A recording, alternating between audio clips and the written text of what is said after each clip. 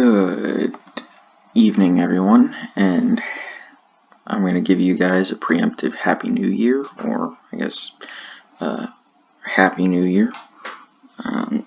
Today we are updating my presidential election. The Senate election, again, I'm sticking with my guns right now until we start getting polling data for the Senate races, and same thing with the governor's races. If there's nothing to update, I'm not going to bother updating for the presidential election. I decided to see what the average incumbency advantage was. It actually wound up being 3.6. I adjusted and I threw out a few elections. For example, the Great Depression. I think that was a fair one to get rid of, as well as a few where, in all honesty, I thought it was there was too much third-party shenanigans. For example, 92, where 20% of the vote went to a third-party candidate. I also got rid of, I think, one of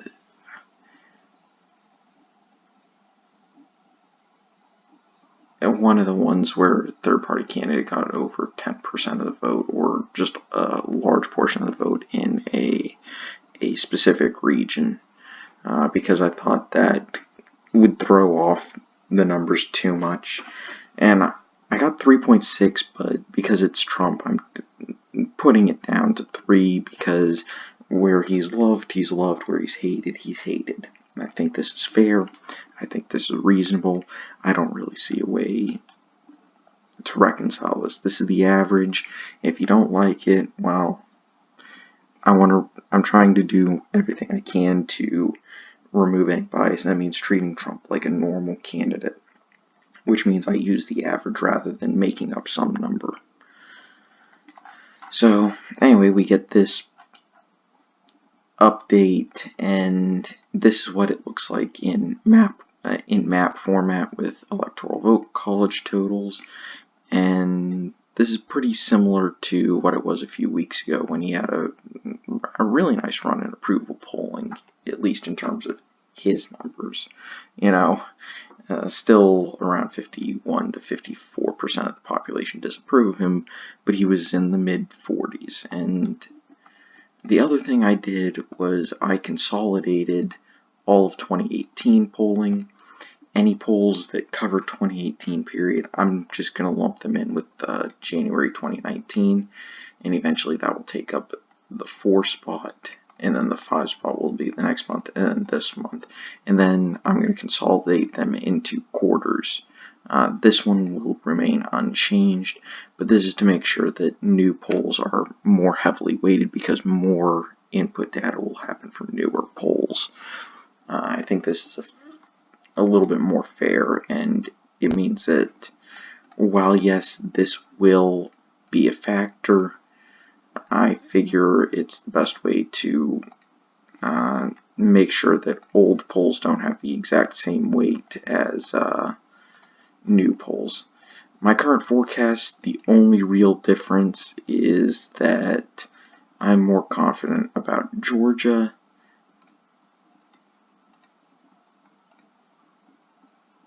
and sorry about that. I am more confident about Georgia, and I think Pennsylvania will probably go to Trump, and this is again because I expect some form of normalization.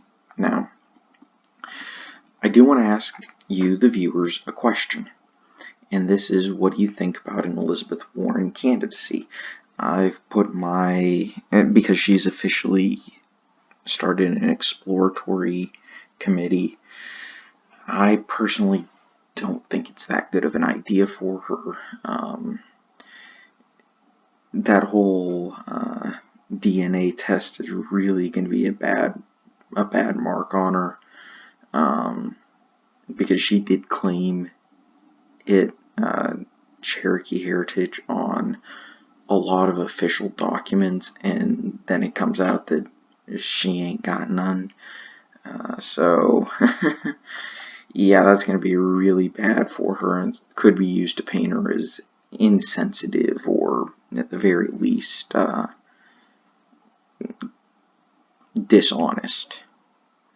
In addition, I don't think she'd be able to capture at least the moderate swing voters, the ones who were truly independent. So, one of the things I've noticed is that, yeah, this is a 2% win, but Clinton won by 2%. Now I'm trying to fine tune it to see if I can get it to where anything less than about maybe 2.5 to 3% margin equals a Trump win, but I think this is as good as it's going to get for me. Again, I'll still fine tune it. Again, the volatility, I also might downgrade the incumbency to 2.5 if I think it makes sense to change it for the hyperpolarization of today's day and age. I think that would be fair. But yeah, if it's clear I'm not exactly a fan of Warren, yeah, not really.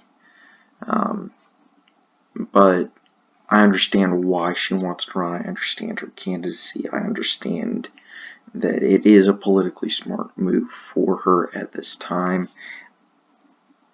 So I'm not going to, of course, downgrade her in my predictions. I'm just going to be evaluating very honestly. This map is maybe in a normal election year the upper limit for the Democrats. Maybe they can pick off North Carolina. Well, obviously Florida. But I think this would be the upper limit. North Carolina is an easier lift than Arizona in a presidential year.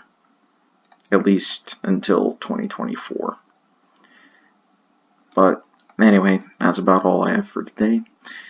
Take it easy. I'll see you guys next time.